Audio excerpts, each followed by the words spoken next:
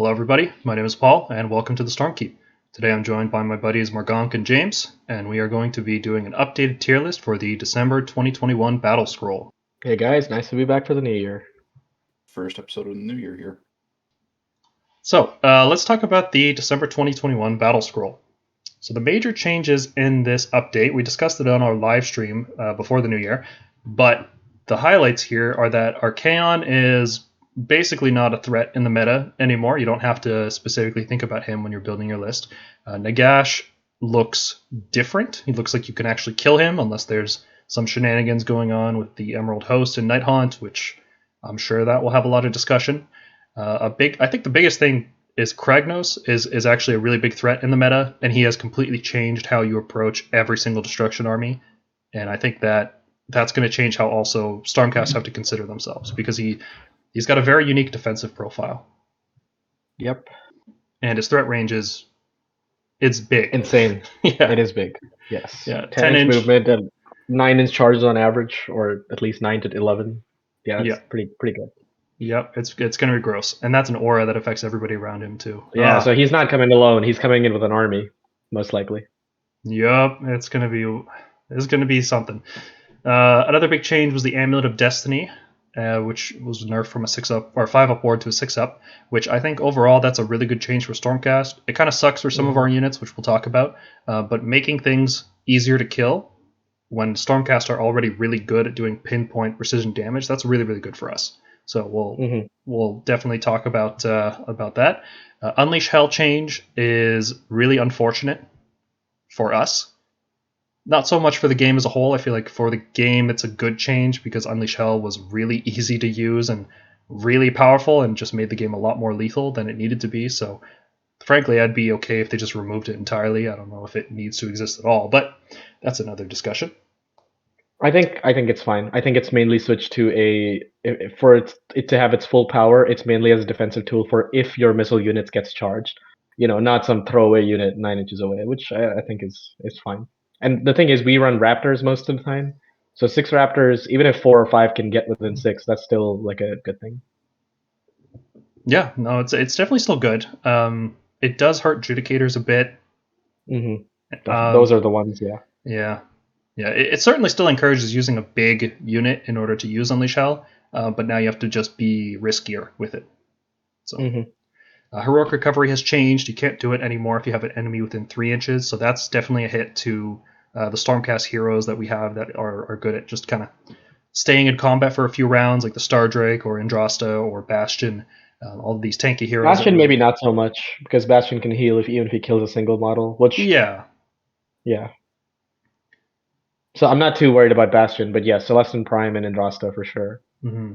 And I would say the most significant point change we saw is probably Gotrek going up 50 points. Like 50 is a lot, right? Especially for the armies that he was being used in were Daughters of Cain, Lumineth, and Seraphon. And, well, not Lumineth really, but Ideneth, yeah, that's what I meant. And combined with the other changes that might just take him out of the meta because he's going to end up just being too expensive now. So we'll see about that one. But I think it's still a good idea to have a plan for how to kill Gotrek with your list. I agree, yeah. And then some other minor changes for points. Gore-Gruntas went up a bit, so they're not going to be... If they get spammed, there's not going to be as many of them. Doesn't really change how good they are. Bastiladon and Salamanders. Salamanders, same thing. They're going to still be spammed. You're just not going to have as many as you had before. Bastiladon's just more expensive, yeah, I guess. I don't think they needed to be increased. Really don't understand that one personally. Bastiladon seemed fine to me. Sentinels and Stalkers went up a tiny bit. Not really relevant. Their lists are just going to pivot. They're going to swap out an expensive hero for a cheap hero or something like that. I don't think it's going to make a big difference. Alariel and Marathi know every spell in their faction. Nice change. Very thematic. But I don't know. Do those does Marathi need to be stronger? I know, it's just oh god, she's really, really good now with her 3 cast +1 to cast thing. And the thing is, Daughters of Cain spells, it's a really good spell lore actually. Yeah. So, +1 to, I think it's +1 to wound. There's a teleport spell and then Mind Razor. So just banger spells one after the other. It's kind of like our, it's kind of like our prayer lore. Yep. Oh well, it is what it is. So let's talk about how this all affects Stormcast. So this is going to be an addendum to our previous video from the October errata, where we did an updated tier list. This is, I guess, anytime they do an update like this, we're going to come out with a new tier list video, which are fun to do. So I don't mind doing them. Hopefully people don't get sick of watching them. So let's talk about our allegiance abilities first, and then we'll jump into the war scrolls afterwards. We're going to use the same metrics that we always use. So S tier is like really, really powerful, or it's unique and it defines a list, and that scales all the way down to F tier, which is really niche and never worth using. So first up, let's talk about the Stormhost. So Hammers of Sigmar and Hollow Knights, unsurprisingly, stay in S tier, since nothing in those lists changed except for Gardas and Aventus getting a little bit cheaper. Those Stormhosts are still excellent. There's no reason not to use them right now. They're very, very, very good. On the other hand, the changes to Stormdrake Guard have impacted the Tempest Lords and the Celestial Vindicators, which were really enjoying having battle line Stormdrakes, because Tempest Lords, because they're a flying unit and they like having that extra accuracy on their charge in the hero phase, and Celestial Vindicators because they don't have any battle line. So having Stormdrakes as their battle line was a really useful thing to have. Celestial Vindicators in particular are kind of a weird sub-faction. They're still good. I don't want anybody to get the impression that they're not good. But when you run a big hammer unit, like Dracoths or Stormdrakes or Grand Hammers, Stormdrake being more expensive makes it more difficult to fit them in Celestial Vindicators, because they you have to bring a Draconis as well, and that ends up being a very expensive package if you're not bringing some other useful battle line. And Hammers of Sigmar uses Dracoths better, I would say, and Knights Excelsior uses Grand Hammers better. So you're kind of left in a weird spot with Celestial Vindicators where the other Stormhosts just do it better with the same units, just because they end up being more efficient. They use their battle line slots better. Yeah, and it's like you said, it's mainly the battle line availability. Like Tempest Lords just having the options of prosecutors, whereas you have to shell out points for liberators. Yeah, or you bring the expensive Knight Draconis with Stormdrakes, but that's so expensive now. It's crazy. Mm-hmm. Yeah, agree. Yeah, Anvil's still F. If that ever changes, I'm sure we'll let you guys know. I'm praying, man. Just give us another campaign book or something. I don't know. That's the only way. It's going to have to be a complete rewrite. Yeah. Or just, a battle line choice could make it happen. A lot of our Stormhosts are good because of battle line choices, so it could happen. They could just print a new pitch battle. Thunderstrike Wave 2. Thunderstrike Wave 2. Knights Excelsior are also still very good, but we've decided to change them from S to A, simply because although battle line Paladins are very strong, they're not as useful as Gardas or battle line Dracoths right now. So I just wanted to delineate, or help separate the power level between these. Knights Excelsior is still good. I think if we had a more reliable delivery mechanism for Retributors and anything Protectors, that isn't an Annihilator, yeah. That's mainly that was my demarcation was going to be. Like, we have multiple flavors of Dracoths that can be useful. Like Tempestors are a good unit. Fulminators are an excellent unit, and we'll get the Concussors, and they're fine as a replacement if Fulminators go up in the next 3-4 months. But when we look at Paladins, they're good, but really what they need is delivery system and speed. And other than Annihilators, Knights Excelsior is in a competitive list. Other than Annihilators, there's really not much room for other Paladins. So S to A tier makes sense for me there. Yeah, there was also some lists going around with Andrasta reviving Protectors, but as we'll talk about when we get to Andrasta, she's taken quite a bit of a hit in this particular update, so it makes that list a little bit worse. So I think Knights Excelsior doesn't feel like an S tier list anymore. It's still a very strong sub-faction. Like, if you want to play Grand Hammers, that's pretty much what you do, is you play them in Knights Excelsior as battle line. And I think even their trait, just to add, their entire army trait of adding the +1 to wound and +1 to hit is tailor-made for Annihilators, because all the other Retributors are in models of 5, and you'll hardly ever be outnumbered. In combat. If there's a meta shift and we go into fighting against huge hordes of enemies again, then Knights Excelsior could become better, because I don't even consider their ability. It's something I forget exists sometimes, just because you very rarely have Paladins hit something that has more models than you. Yep. It's just the result of the meta we're in. You have Grand Hammers, you want them to hit a big powerful unit, it's generally not going to have more models than you. It's going to be like a Gargant or Nagash or something like that. Mm-hmm. Celestial Warbringers, I think, should remain in D tier for now. The ability is still pretty lackluster, and they still don't have any battle line options. So, yeah, that's where they're staying for now. Even if you somehow find units that work really well with that ability, like if you run Ballistas or Knight Judicators or something, just having battle line options in another Stormhost makes it better, or running them alongside Gardas or something just seems like a better option than getting that ability. Agree. Tempest Lords, like we said, is going from A to B. The nerf to Storm Drakes pretty much drives this, but also changes to Unleash Hell. So one of the things that makes Prosecutors so good, well, relatively good, we have them in C tier.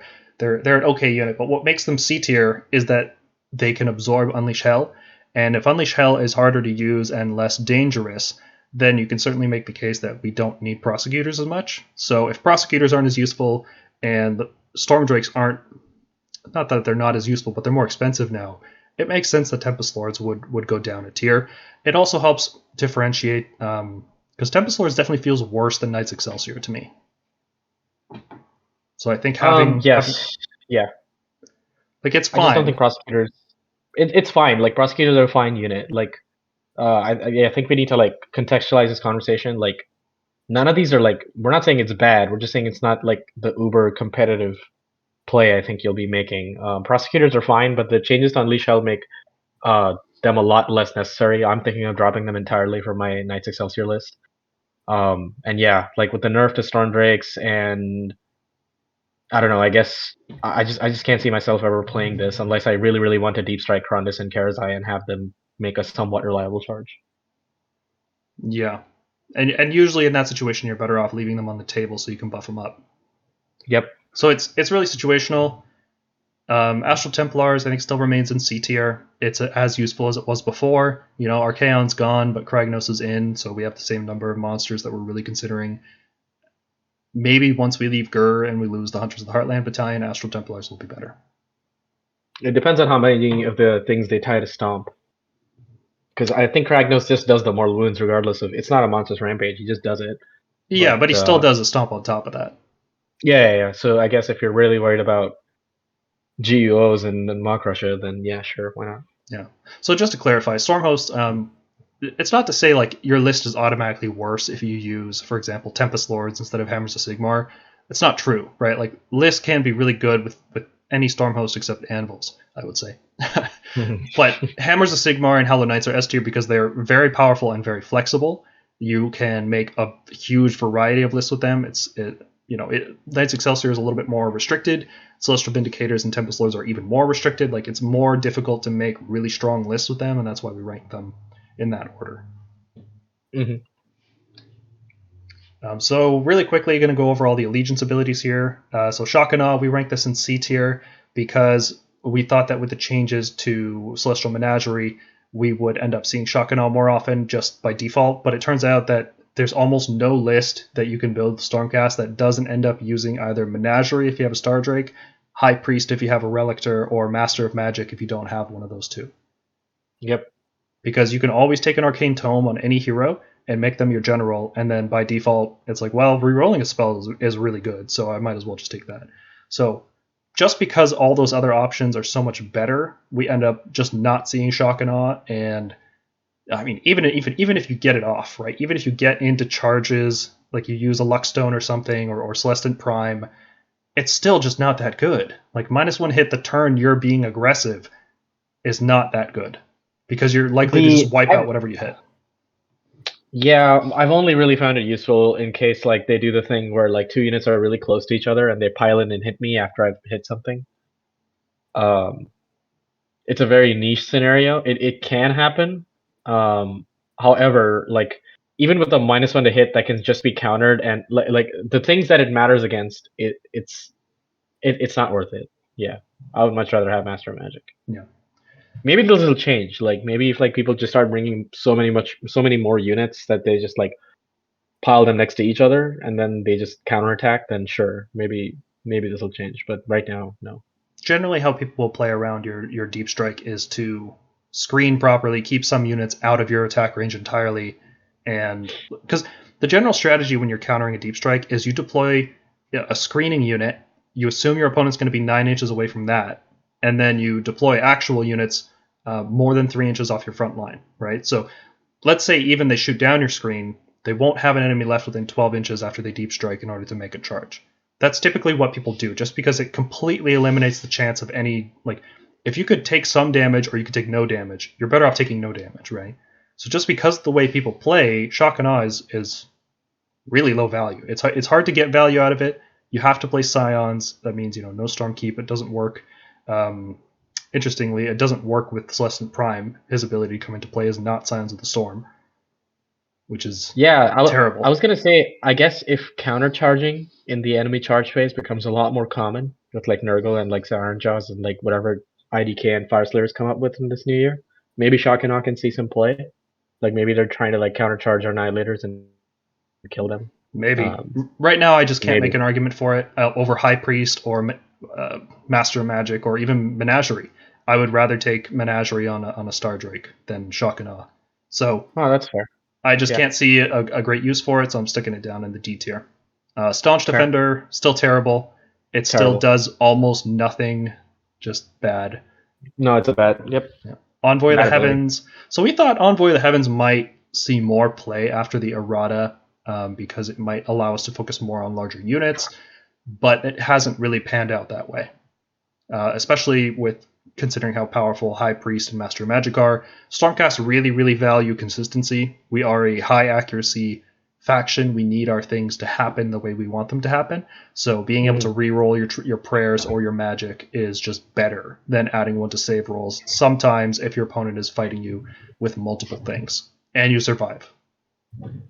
It's really only good on these like large blocks. Like if you're taking like, two blocks of 10 Vindictors or something, and so your opponent has to like dual charge them because of how their army's built. But it's very niche. If you're building an army that's like 15 Vindictors dropping into play with an Imperatant, and then you drop Gardas next to them, and then you get the charge off Envoy of the Heavens on some other hero that drops into play near them, that could be okay. But that's probably in that kind of list, you still want to take High Priest so that you can translocate a bunch of shooting units forward, right? Like, it's just so niche. It's so hard to find a use for it. Yeah, honestly, I get depressed every time I read our command trait section, so let's just move on. Yeah. Menagerie, still C. If you're using a Star Drake, you use it. Otherwise, you skip it. There's no reason to ever consider it otherwise. Universal command traits. Battle Lust still sucks. Skilled Leader still sucks. High Priest is still incredible. And Master of Magic is still incredible. Yep. Talking about the artifacts, all our offensive artifacts are still terrible. Should never be used. All 3 of them are F tier. Drake Scale Armor has been clarified or errated. I think it's just a clarification that D3 and D6, you do not get to re-roll save rolls against them, which is very unfortunate. So this artifact is really... it seems really bad, right? But think about how bad all our other artifacts are, and consider that if you have something that's really tanky, like if you put this on a Star Drake, you have to think about what you would actually get to re-roll saves against. So think about all the different creatures in the game that would have like a 2 or 3 or 4 or 6 damage attack, right? So this would allow you to re-roll saves against Kragnos all the time. Against a lot of attackers, you get to re-roll saves. So it's not that bad. It's just not as good as we would want it to be. And it's tough to separate those two things. Because I would love to... Go ahead. Well, what I was just going to comment is, the thing is, kind of in a meta of overkill at this point, right? Yep. So what good is re-rolling saves if we're still going to get like so many more pockets of like 2s and 3s at once? Well, here's the argument, right? You stick this on a Star Drake, and you give him Lord Castellan's Shield, you give him Mystic Shield, you give him All-Out Defense, you give him Finest Hour. You can have a 2-up re-rolling against the attacks that you really care about, because we are in a monster meta. And the monster meta... like people aren't doing volume damage anymore. Like you're not facing like 76 saves off of Witch Elves or something like that. Yeah, exactly. So, and rerolling saves also does have some synergy with his shield that can ping mortal wounds. So a little bit extra there. I want to make sure that people don't just completely discount this artifact because it just because it's not as good as we want it to be. I think there's still It is value good. in it. It's so good. They left Nagash on D6 damage with Alakanash just to get past this. Yeah, I feel like D6 is actually better than 6 against this in some situations now, which is funny. But no, don't necessarily discount Drake scale armor on small heroes. It's probably not worth running on. It's one of those things you would use only on a Star Drake. And would you ever consider doing this on a Knight Draconis? No. Or would you rather go for the flaming weapon combo? I would rather Tome or Mirror Shield a Draconis always. Okay. The things he's worried, like 11 wounds is not that much. Mm-hmm. He's just going to get shot down by Lumineth turn 1 every time. I would rather make sure he doesn't get shot down, because if he dies afterwards, that's fine. Right? Yeah. The Drake scale armor is really good for surviving multiple rounds of combat. Yeah. Mirror Shield, still S. It's still, I would say, our best faction artifact. Its effect is so powerful and so potent. Easily our best one. Amulet, still D. Quicksilver Draught, still C. I've kind of been experimenting with this one, especially on like a Knight Draconis. If you, Is that the fight first one? Yeah, once per game you get to fight first. I think that's pretty interesting. Because it's fine. A big problem with Stormcast is we don't charge multiple units very well because we can take a lot of damage back on the counterattack. What we want to do, the ideal way that Stormcast fight, is we charge a big block in, wipe out whatever we're fighting, and take no damage back in that turn. Mm-hmm. That's the best case scenario. So if you try charging in multiple units, like if you try charging in 3 units of Fulminators instead of one big unit, then one of those units is likely to die on the counterattack before it has a chance to hit. And then you just don't want that to happen. So something I've been experimenting with is using like a Knight Draconis or Lord Celestin on Dracoth with a Quicksilver Draught to do a double charge. And he's kind of like this extra supporting damage that you need in order to bring down large targets. I don't know how good it's going to be, but yeah, Quicksilver is interesting. I keep an eye on it. Similarly, Luckstone, guaranteed 12-inch charges out of Deep Strike, is pretty good. It's a good artifact. Not nearly as good as Arcane Tome or Mirror Shield. It's a lot more niche. It's a lot more specific in what you're trying to do with it. So I generally would consider Luckstone maybe like 3rd or 4th string artifact. Obsidian Amulet, still D. Amulet of Destiny has taken a huge hit. Absolutely tremendous hit. Going from one of the best artifacts we could have used into the D tier. Because the 6-up ward is not useful for Stormcast. Because we have Gardas for a 5-up ward, or we have the Hammers of Sigmar ability for a 6-up ward. I can't see us ever needing to give a hero a 6-up ward at the cost of an artifact. The Vial of Manticore Venom, D, still D. Arcane Tome, still S, very strong. Any hero getting more value is really good. It's really good on our fighty heroes because you can give them Flaming Weapon. It's really good on our support heroes because you increase their value. Just strong, especially with Master of Magic. It turns any hero into a good supporting wizard. Seed of Rebirth is even worse now. Rerolling Heroic Recovery and you can't use it in combat. Just even worse artifact. Well, so bravery is like fairly high. Yeah. Well, with Heroic Recovery, you always heal D3 now. There's no more healing 1. Yeah. I love that. Yeah. I'm happy about that overall. Looking at our spells, I'm only going to talk about the ones that we kind of changed the rankings on. Azurite Halo. I honestly can't find a unit we want to cast Azurite Halo on. Yeah, it's kind of sad. I guess it's really was powerful when Sequitors could reroll saves, but now that that's gone, I don't ever see my. It's a spell I used to take a lot, and now I can't see myself like taking it ever. Mm-hmm. Even if you can reroll saves through Drake Scale Armor, for example, nothing really has that high volume. This isn't going to do that much damage. And let's say even you have some high volume 2 damage attack that you want to reroll against. Everything that you would stick this on that has the Drake Scale Armor can already do this effect.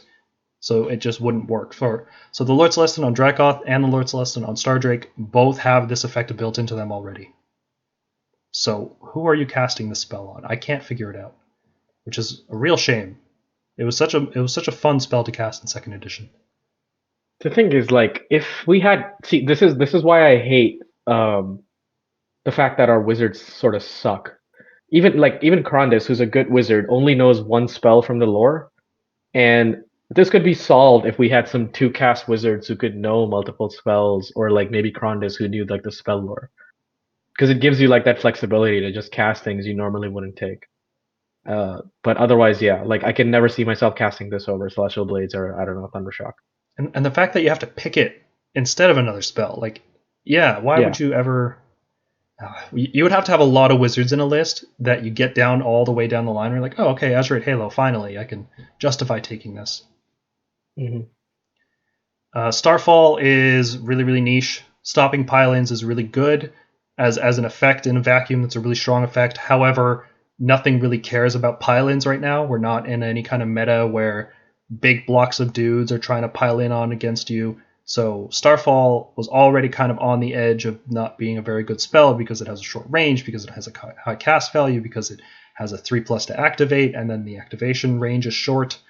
There's a lot going against it, and now we're, considering we're not even in a meta where it's very useful, yeah, D tier. It's not very good. Agreed. And then universal spells stayed the same: Flaming Weapon, Levitate, Ghost Mist, all exactly where they were before. I wish, as a side note, if Krondys could take Flaming Weapon, Krondys would be a lot better. Yeah. The only person I can see Flame Weapon on is probably like a Stardrake or Nitroconus at this point, really. Yeah, not even like a Toralon or something, No, because why would you waste it there? Yep. Prayers, our prayers is still the same. Divine Light's still really good. Translocation's really good. Blessed Weapons is really good. Universal prayers, heal is a little bit better now because of the change to heroic recovery. So I feel like it's worth bumping up a tier just because other healing sources get worse. This gets better indirectly. I'm not sure if it's enough for it to justify a whole tier, but it does feel more useful than Curse and Guidance. So I feel like separating those two in a power tier right there is the right idea. I don't know if I would ever give up learning one of the Stormcast prayers in order to get heal. Maybe if you run, double or triple priest and you end up using an enhancement to get more prayers, I could see that. Mm-hmm. If you are running alongside like a Karazai or something, extra healing is a good thing. Mount traits, they all stayed the same. Check out our previous video for more discussion on that. Nothing has changed in terms of our mount traits. For holy commands, everything stayed the same except for Call for Aid, which I've bumped up from D to C. I found it fitting into more lists than I initially thought. Even though, especially Stormkeep lists that have some teeth now. Yeah, it still has a lot of restrictions on it that I don't like. Like you have to use it when the unit dies and not at your leisure. That's a big one because you have to save a command for it all the time. You have to think ahead when your opponent is going to kill that unit. It just feels bad. But it does see more use than I thought it would, so I think it's worth bumping up a tier.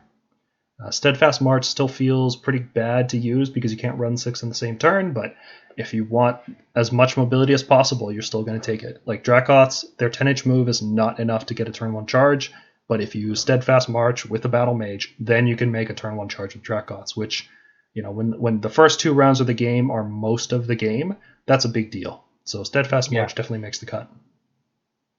Yep. And Unleash Thy Hatred is still good, I would say. You don't necessarily use it with Grand Hammers. If you're running a squad of 6, Unleash Thy Hatred is pretty big overkill for the most part. But if you're running Protectors, you're going to run Unleash Thy Hatred. Those two live and die together. Let's jump into the War Scrolls. So first up, Redeemers. Nothing changed.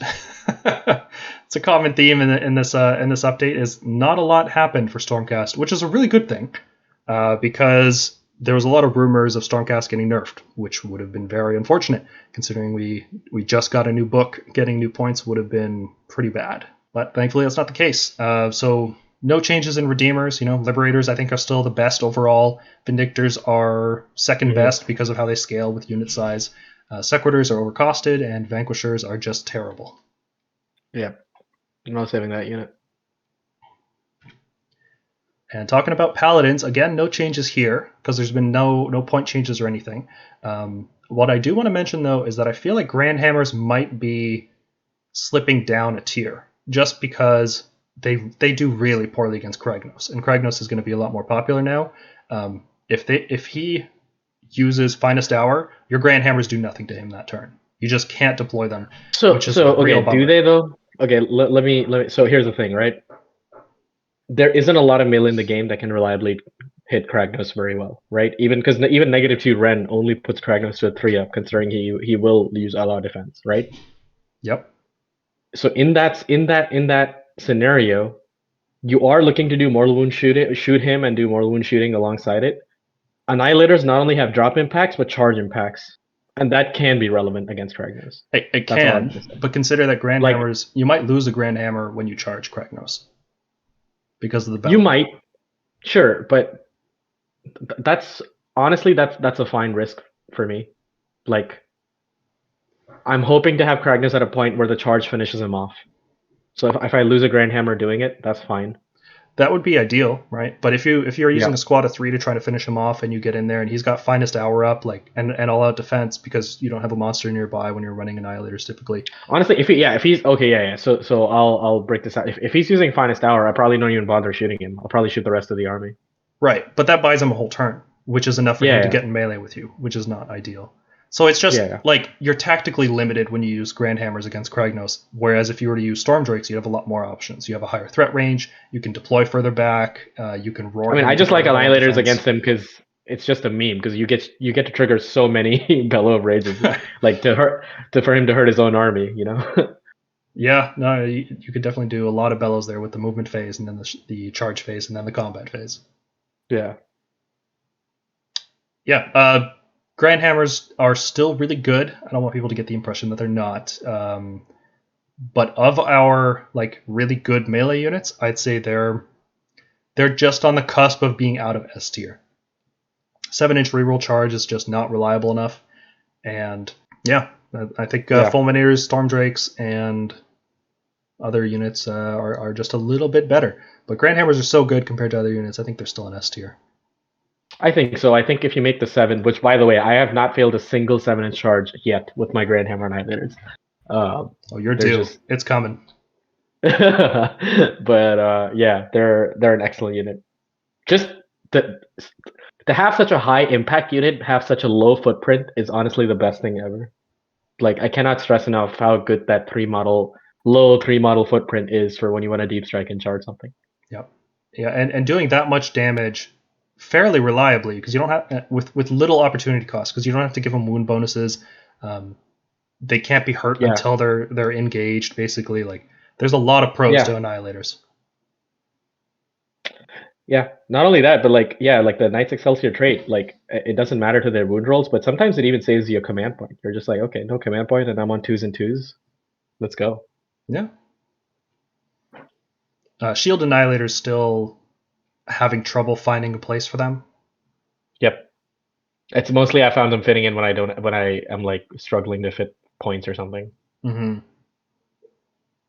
But I could see their use as a good like pitting unit against things that don't do like a lot of damage but are really really tanky, that sort of thing. Yeah, they feel a little overcosted to me, but hopefully that'll change. Honestly, if the cost comes down, the cost cannot come down on the Annihilators. I think the cost has to come down on the Imperative. Really? You think they're worth 200 points? I think they're fine. I think the Imperative could go down to maybe by like 20 points, if I'm being honest. 175 is like humongous for a hero. Yeah, especially a non-cavalry hero, and he's not particularly fighty or anything either. Yeah, he's just literally is only there to affect this. That's where the points for the Annihilators is built in. It's the Imperative, and that dude needs to go down because that then opens up other Thunderstrike builds that aren't Annihilators. You know, maybe I want to not drop Annihilators. Maybe I want to drop 10 Vindictors in someone's face, or 15. You know. Yeah. No, I definitely feel you. Our support heroes feel overcosted in general, and that kind of leads us to using only the most efficient hammer units. Yeah. Like, but with the Annihilators, you really feel it because the Annihilators are expensive. They're an expensive elite battle line, but paying 175 points for a hero to make them, work is just ugh. Yep. And that's part of the reason everybody uses Knights Excelsior, because when you're spending points on an Imperator like that, and you're spending so many points on the Annihilators themselves, you don't have a lot of points left over if you also have to spend on battle line. which is kind of unfortunate. I kind of wish that you could use Paladins more efficiently in other Stormhosts. It kind of sucks that there's like the one Paladin Stormhost and all the other ones, don't use Paladins that much. In terms of other melee, Evocators, Praetors, Vanguard Hunters, Aetherwings, Prosecutors are all still the same.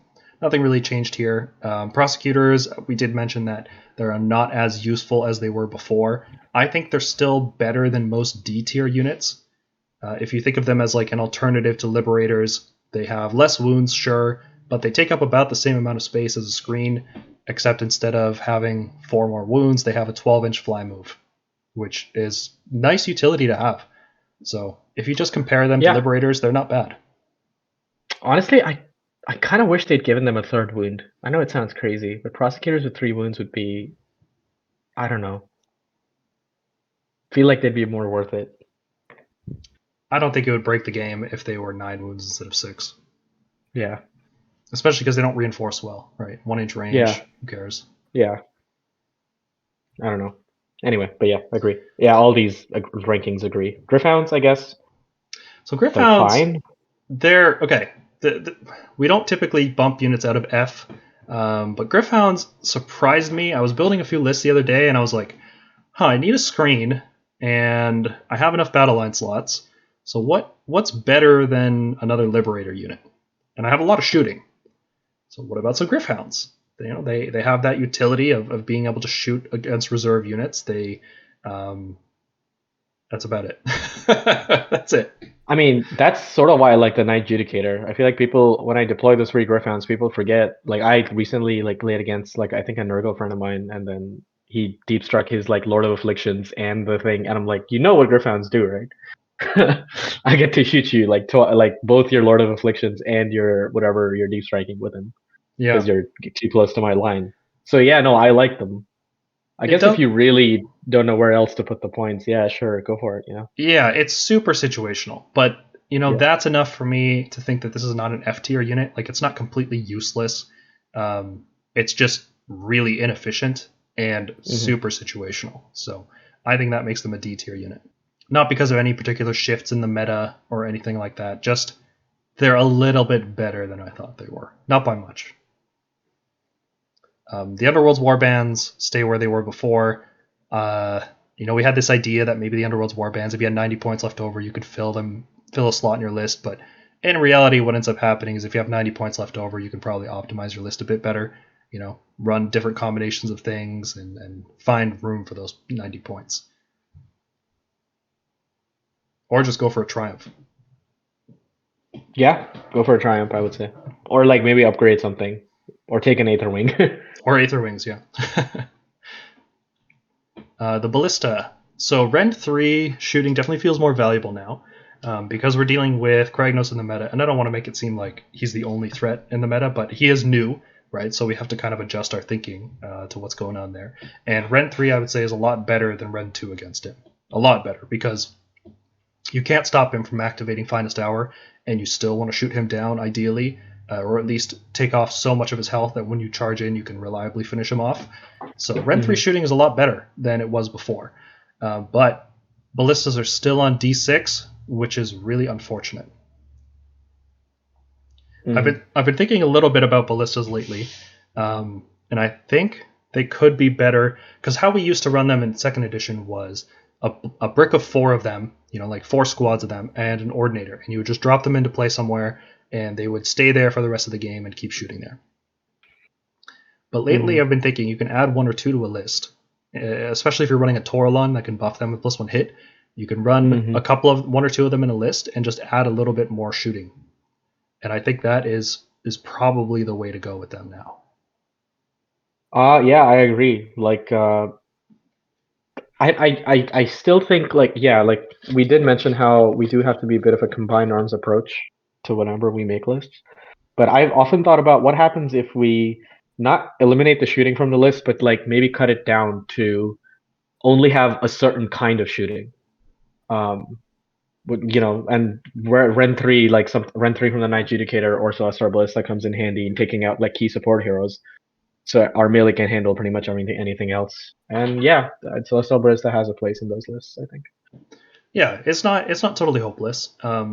The Lord Ordinator, I'm having trouble finding room for, but the Ballista itself seems okay. Like if you have, because it's a weird point value, 140. There's not really much else in our army that's around that value, right?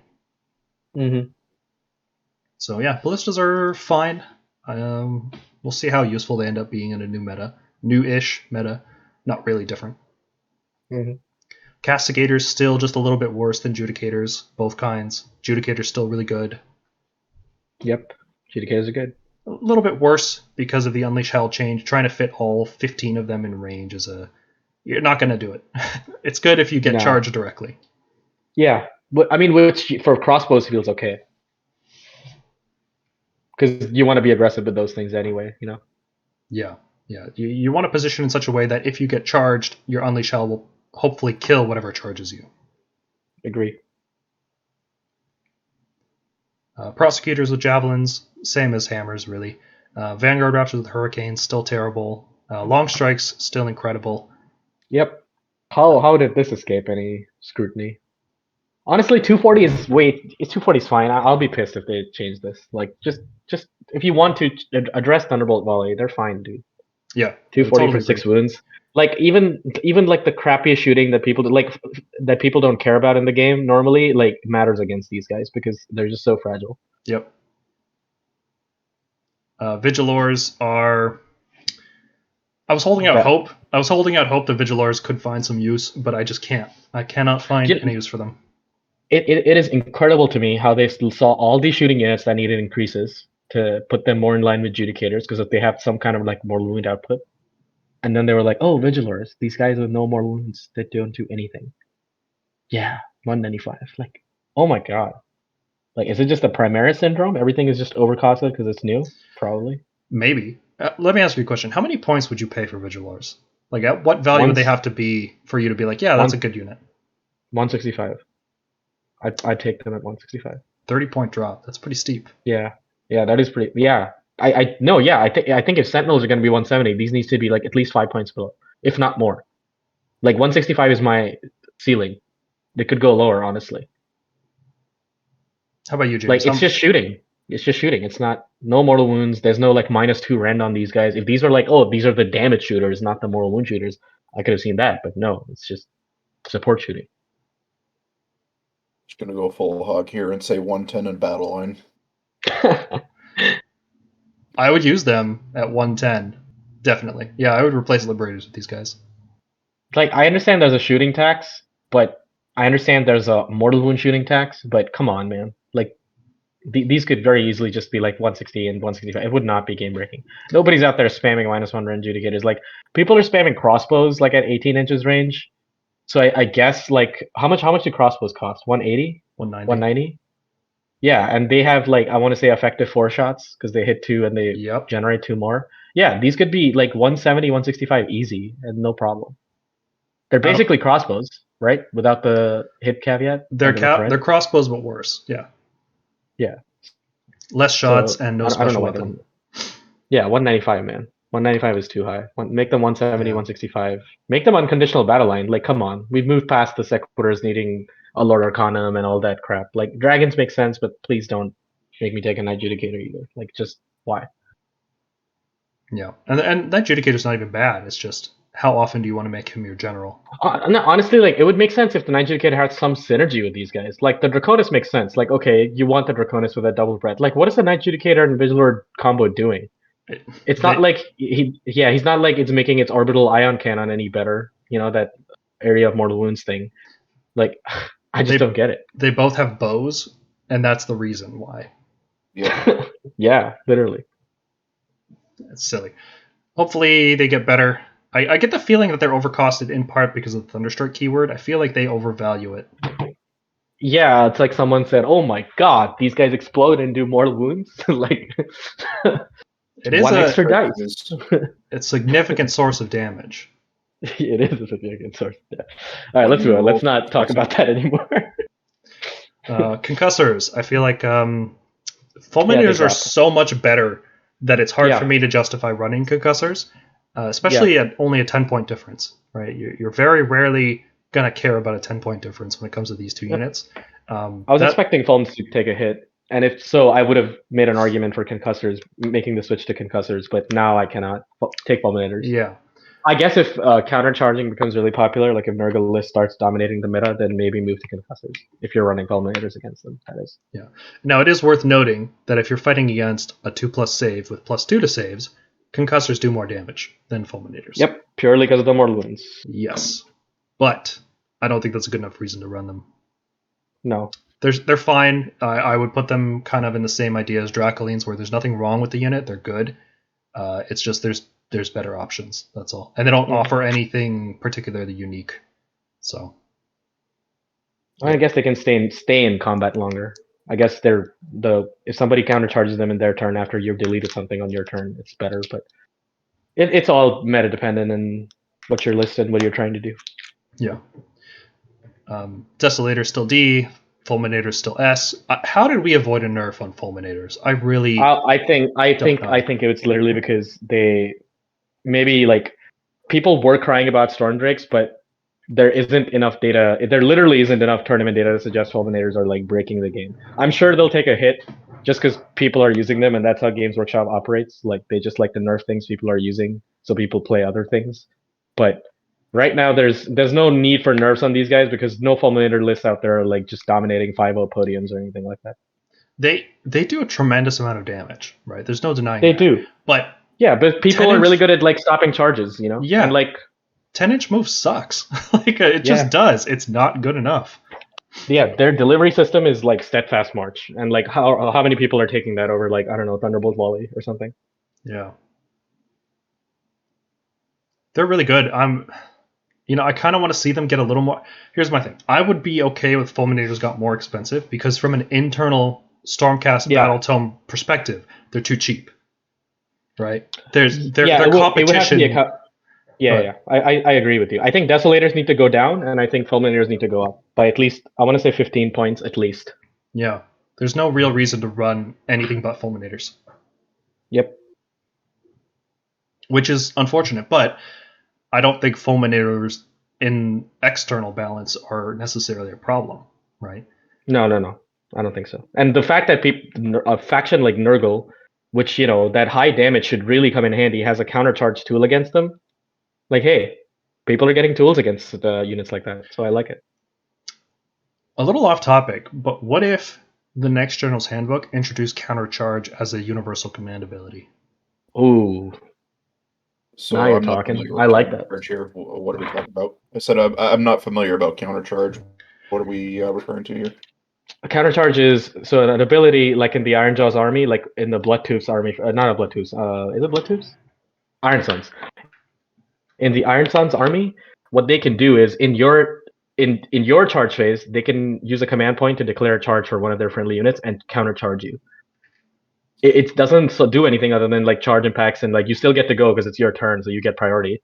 But it negates any of these units that are really relying on a charge to do something. So let's say Kragnos wants to really charge a Radagus or a Maw Crusher and delete it. If they're playing Iron Sons or if they're playing Radagus, he can use a command point and say, okay, my little fly will charge Kragnos just to tie him up so he doesn't get that stupid mortal wound bomb when he charges. Or I'll charge your Fulminators so they don't get that damage buff. You mean when you... The Glotkin, right? Not Radagus? Oh, sorry, yeah, Glotkin. So I'll charge your Fulminator or Annihilator or Kragnos so you don't get your little charge bonus or charge impacts or something.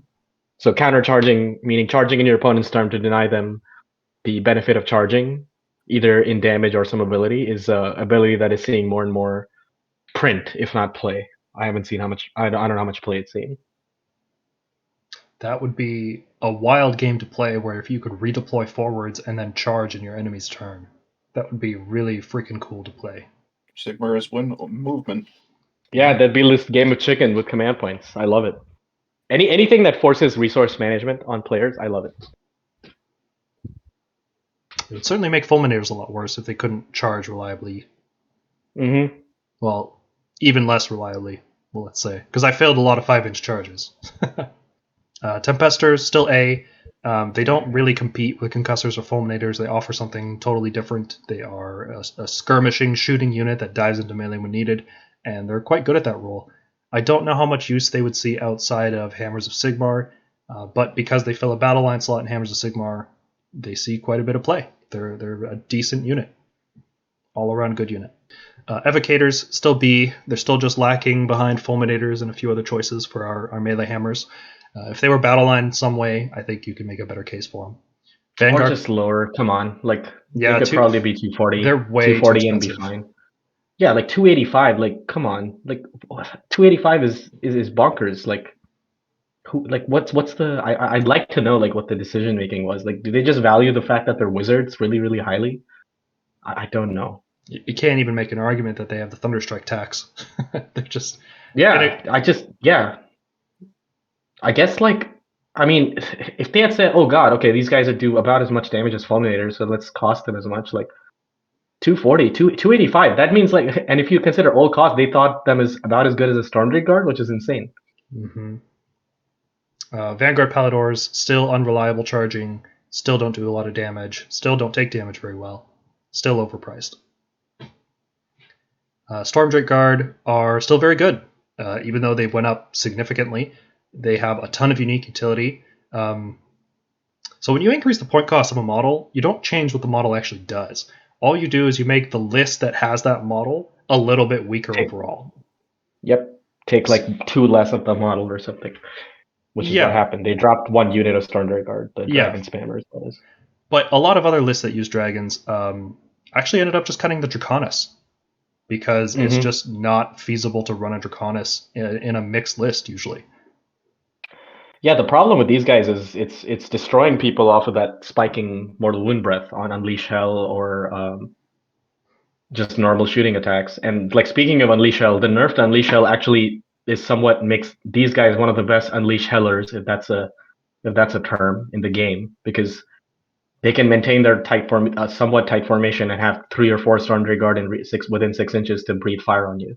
Yeah. And it's like okay, great. So just gonna eat direct mortal wounds again. Yep. Yeah, Stormdrake is still good. Their mobility is huge. Ignoring spells on a 4-up is good. More useful than you think, because there's more offensive spells than I initially thought. And their damage is fine. It's not, Fulminators.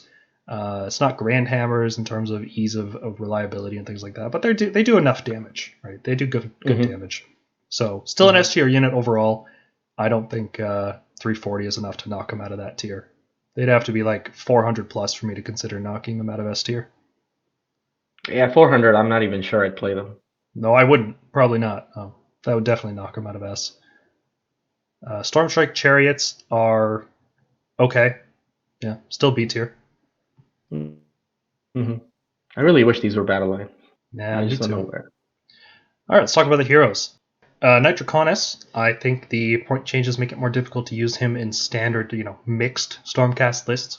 Like we talked about, cutting points off the dragons and Draconis doesn't really change the all dragons list. They lose a unit of dragons, I think, is how that list ended up changing. But like in a mixed list, it's a lot harder to fit the Draconis Drake package. So because of that, I would think he's not as universally useful. And unlike the Imperatant, you don't need the Draconis to make Stormdrakes useful. Like, Double Tap Breath is a really strong ability, but that's not the Stormdrakes that are doing it. It's not like you need the Stormdrakes. Like, you don't need the Draconis to unlock that ability on the Stormdrakes for them to use the Breath. They can still Breath. Like, being able to double Breath is a thing the Draconis does. And you don't need that necessarily to make the Stormdrakes good at what they do. They're still fast, they're still tanky, they're still punchy. So, yeah, it's a little different than the Imperatant, whereas you need the Imperatant to get a 7-inch Grand Hammer charge. You don't need the Draconis to do anything functional for the Stormdrakes. Like, if you needed the Draconis on the table to use their Hero Phase move, that would be different, right? Just getting more damage, I don't know. So Draconis just feels like he's no longer an S tier auto pick. Even if you're using Drakes, I don't think he automatically makes the list just because you have Drakes in the list. So I think knocking him down a tier. Yeah, agree. The Knight Judicator continues to rise in our tier list here. We initially rated him as D, and we bumped him up to C because we talked about how useful the extra Gryph-hounds are, how we undervalued that, and how he has pretty good damage. Not great for his points, but good like support damage. And I think going into the updated meta with the Battlescroll, we're still going to see a lot of castle lists, and now we have to deal with Kragnos as a big threat. So the Rend 3 shooting from the Judicator is very good against Kragnos. The extra screens are always useful. So I think the Knight Judicator is definitely better than a lot of other C tier units that we have in the book, and B tier seems more appropriate now, I think, going forward. Yeah. I'm I do hesitant. get it done lines of thing. I'm hesitant to put him in A because that would put him on the same tier as Judicators, the regular ones. And I don't think he's quite No, there I think yet. you have to. I think you have to either build with them or have a plan with him in mind. I don't think he just slots into any list. Like Judicators that you could just take. I don't think that's the case with the Knight Judicator. Yeah. He's good. Like 1 or 2 you can add on as support shooting, kind of like a ballista. You just bring an extra one and it adds a little bit. That little bit of extra damage you need to do things while also giving you cheap disposable units on the side, which is good.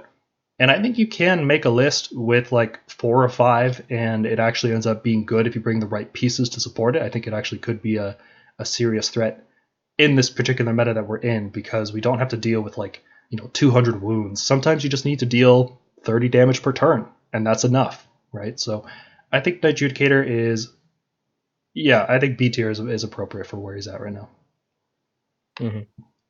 On a side note, I thought about raising the Knight Relictor from D to C, because the Lord Relictor is so popular in so many of our lists, and sometimes you just need 5 points, and you can swap in a Knight Relictor instead. I'm not there yet. I don't think the Knight Relictor is worthy of anything but D. That's like a super niche application. I totally agree, because especially if you're planning on taking a High Priest, then a 3-up roll with Translocation is fine. Like I'm fine taking that risk. It's not much different from a 2+ reroll. When you do the math, a 3+ reroll is almost the same thing. Yeah, so I'm okay taking him if literally I encounter that very specific niche scenario where I cannot fit in a unit unless I shave 5 points somewhere. Yeah. And then I'll take him. Yeah, that's what nice though. I would love it if he was cheaper. I would love 120 point Relictor.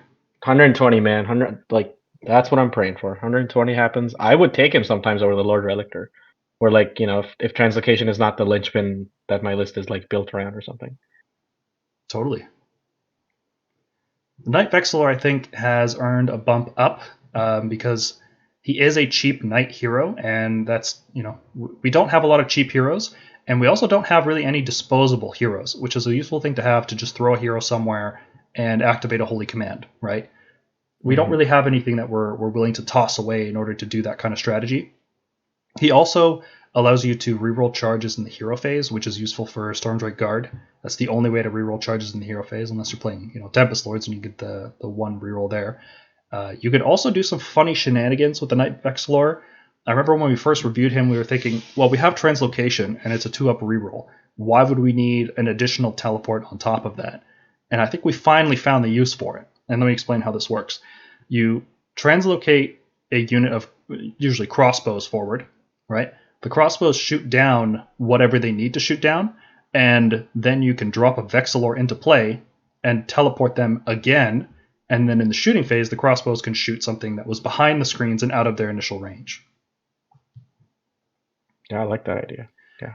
And this strategy typically wouldn't work with bow judicators or long strikes because they want to be more defensive and play further back. But crossbow judicators, like we've been discussing, are very aggressive. You want to be upfront in your opponent's face. So that's a niche little tactic that you can do with him. But in addition to all of his other utility and the fact that he also has that great meteor that can punish castles, so you could start putting pieces together and do 3d3 mortal wounds to a Seraphon army, and that is significant. Seraphon are not a high wound army, so little bits here and there add up. The Vexillor feels better than other D tier heroes, so I think he is worthy of C tier. Yeah.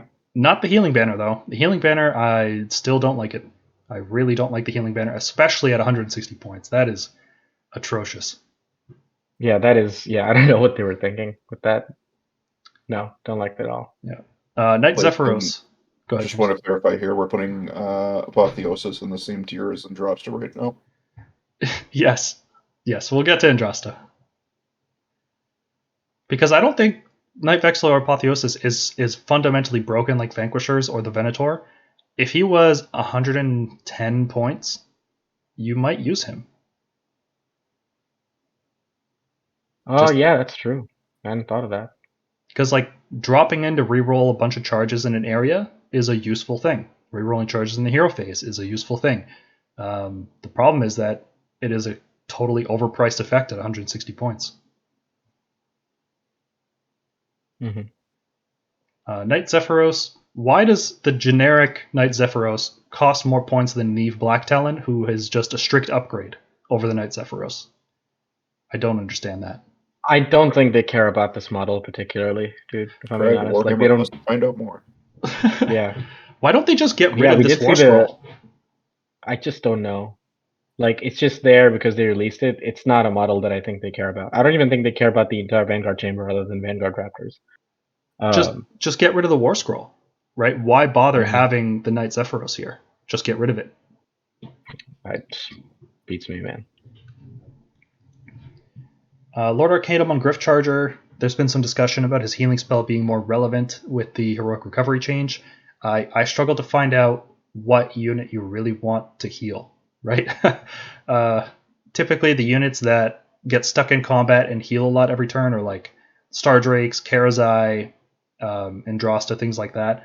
Do you really want to be spending 190? How many points is this guy? 195, I think, just to like follow them around and sometimes heal. Yeah, no, I don't think so. No, I think the best use of this guy is still his teleport ability. Being a native wizard that doesn't need an arcane tome, you can do some shenanigans like translocate him forward, cast a spell like an endless spell through the enemy army, or just some cogs forward, and then you can get more reliable charges, and then you can teleport back to safety. I think that's the best use that this hero sees. His healing spell is not that great, and his combat stats certainly aren't anything special. So, Yeah. Lord Arcanum on Toralon, still excellent. Still feels overpriced, despite being very good. But the Amulet of Destiny change is worth talking about here, because the Toralon was one of our better units that used it, being a 12 wound, 3-up save, fast flying hero monster. Having a 5-up ward all the time was really useful. Even when you're running it in a Gardas list, just being able to always have the 5-up ward, even when you move out of Gardas Aura, was really useful. So that's a bummer. Yeah. That's definitely a thing that makes this model a little bit worse. But I don't think it's backbreaking. I don't think you stop running a Toralon because the Amulet of Destiny is worse.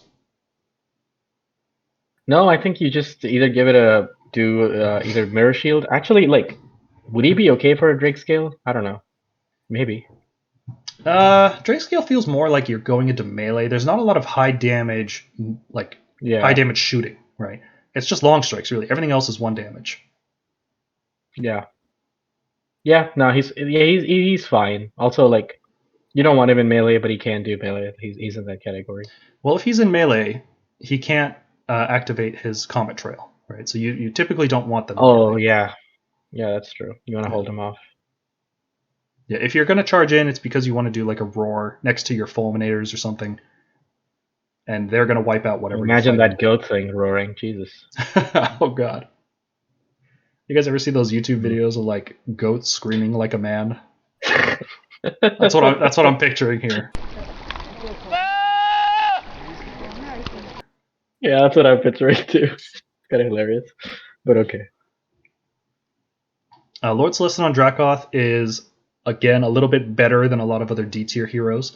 He can take good mount traits, right? Like our command traits suck, but our mount traits are pretty good. So for example, you could run Envoy of Lightning and Luckstone, drop him into play, deal some mortal wounds around him sometimes, and then get a guaranteed 12-inch charge. And with the Fulminator Glaive, effectively, he's not bad. He's a punchy hero, right? For a guaranteed charge, that's pretty good. Another thing you can do is you can run Etheric Swiftness, and you can put this guy in a Vanguard battalion, and then you can run 6 for free because of the free command point. So that's 16-inch move, and then a 6-inch pile-in, and then you fight first with Quicksilver. That's a fun combo.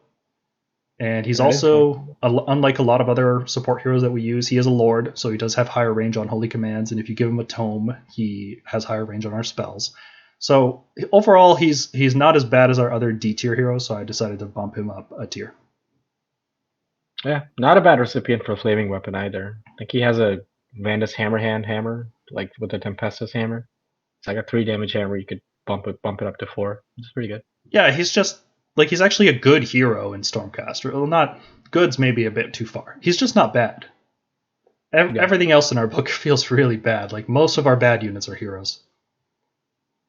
Thing is, like you said, if we were good at multi-charging, this thing would be seeing a lot more play. And honestly, it's kind of baffling because I'm seeing all these like White Dwarf updates and stuff where people are getting this mechanic where their support heroes are fighting alongside their troops, and I'm like, well, that should have been like a premier Stormcast ability, honestly. Yep. Yeah, it's really weird that our heroes are simultaneously not very punchy, but also want to get into melee. Lord Imperator, I think, is S, even if Grand Hammers go down a tier because the meta shifts to a point where they're not the best pick anymore.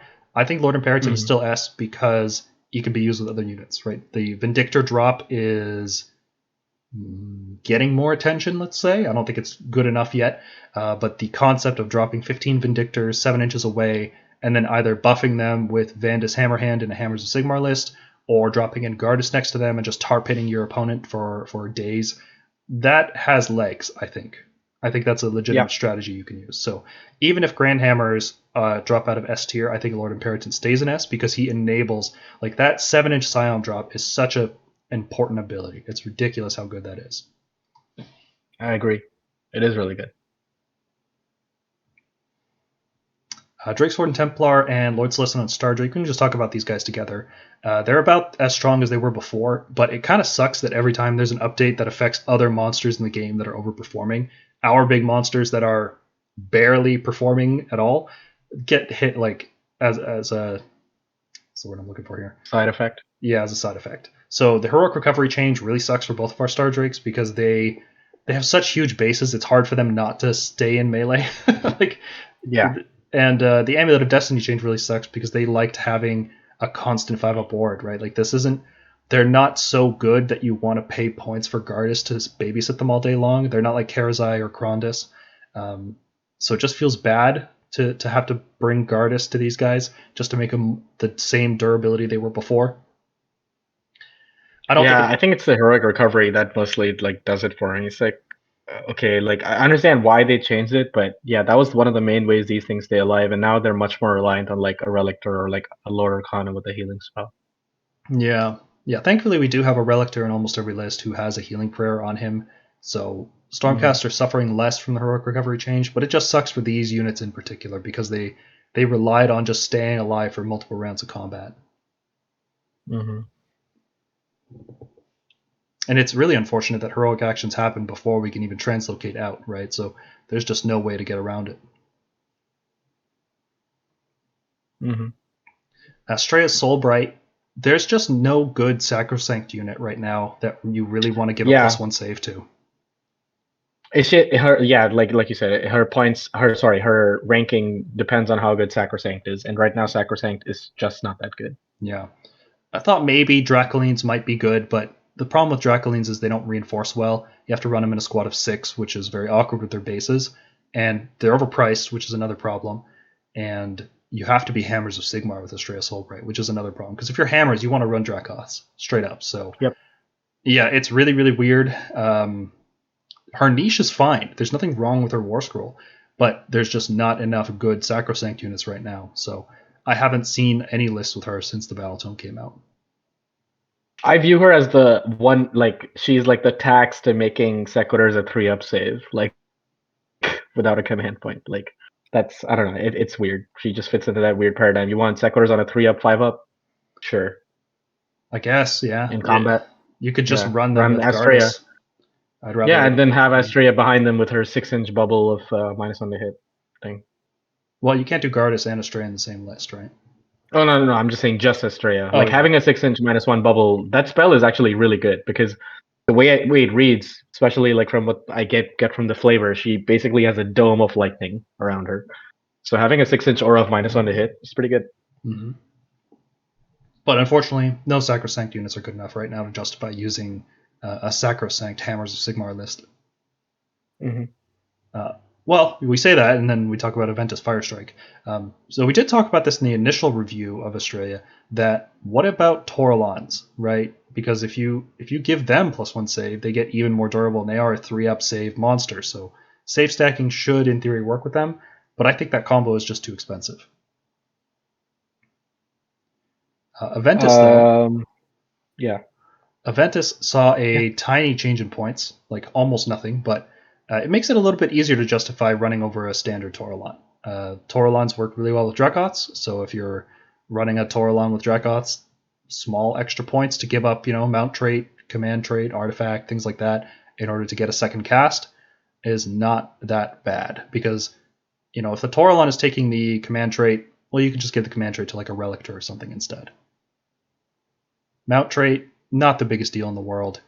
So overall, it's not a huge opportunity cost, and now it's not even a huge point cost increase to take Aventus instead, so I think that can justify him being an A tier along with the standard Taurolon.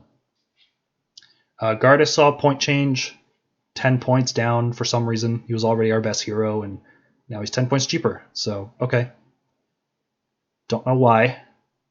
Gavriel Sureheart and Neve Blacktalon also saw tiny point changes, but they're so bad that I don't think it'll matter. They'd have to be like 80 or 90 points before anybody would consider them for any reason. Maybe. Bastion, now that we've actually gotten some games with him and we can see practical effects, he is niche. His War Scroll is kind of like Andrasta in the sense that it's a little all over the place. He's not particularly focused in any area. He has a little bit of everything. But his little bit of everything, I would say, is better than Andrasta's bit of everything. It's more impactful. It's more like you have to build certain lists with Andrasta to take full advantage of her abilities. With Bastion, it just feels like all of his abilities just feel relevant, no matter what kind of list you're building. Yeah, and even though that's the case, it still feels like you don't just slam him in every Hammers of Sigmar list, right? You have to have, if you're running 6 long strikes, Bastion's really, really good. And since we tend to play 6 long strikes as the default, that's really, really good. And he's also really good against monsters, just taking mortal wounds off them every turn. You can't dispel it, you can't outrange it, it just happens. So if you're running long strikes and you're playing against monsters, he's good. If you're playing Hammers of Sigmar, you can put him in, and all of those conditions seem to be met right now. So he's a good pick. So let's talk about Andrasta. So yeah, the heroic recovery change really sucks for her, because one of her best features, despite all the problems that War Scroll has for the cost that it has, one of her better features was tying down a monster for multiple rounds of combat using heroic recovery to heal herself while degrading the enemy monster down to their lowest profile. And that was an interesting ability that she had, right? Like, her damage is not spectacular, her durability is good, but not 320 points good. She also doesn't have the Knight or Lord keyword, so she can't activate any holy commands, which is very strange. So, yeah, I feel justified in taking her down to D tier. She feels massively overcosted for what she actually does, and now that she doesn't heal herself passively every turn with a heroic action while she's tanking things, it just feels like you can do a lot better for 320 points. I agree. I feel the thing is, like, I don't know why all these primes start out with 4 attack. Like, with Bastion, you never really feel that lack in damage because A, Bastion has his own healing. B, he has that the Thunder Whistle or whatever that does damage to monsters. So it feels like he's doing a lot more. But in Rasta, it's like you always have to take into account that the max you can ever do is about average of like 18 to 20 damage, and that's if all your rolls go perfectly, almost. So given her that her utility is like just supporting castles, I think she could come down to 280. I think be fine. 280 would probably be okay for her. I would like it even cheaper. We've talked about that. I think 240 is appropriate for her, just because she doesn't feel that good to use. Yeah, always feels overpriced. Like, you want lots of stuff around her, but because she's so expensive, you don't end up with a lot of stuff around her. That's fair. Yeah, which is a shame, because that's a great model. I would love to use it. If they maybe they do decrease it next time, seeing as like a lot of the fighting heroes took a hit with heroic recovery. I still get the impression that she was costed with the previous version of Cycle the Storm, because that was a great combo where you would guarantee this unit would survive, and then you start reviving a Retributor every turn. I thought that was really cool. So let's talk about Karzai and Krondus. So they're big, and their tails do a lot of damage against hordes, but we're not fighting hordes right now. We're not in a horde meta. We're still in God Monster meta. Now, that could change once the Fireslayer and Ideneth books come out, Maybe. We don't know how that's going to go yet. Historically, Idoneth have focused on their eels, their cavalry, and the tail is pretty good against that, because they're running squads of like 6 or 9, so a lot of attacks with the tail against that. And Fire Slayers have always been about infantry, like big blocks of 15 or 20 dudes. So they could see more play if the meta shifts. I think right now, though, they're not great. I think Karazai is... You can make a better case for Karazai than you can for Krondys, but it's... there's just better options in the Battle Tome. For their cost, they feel overcosted.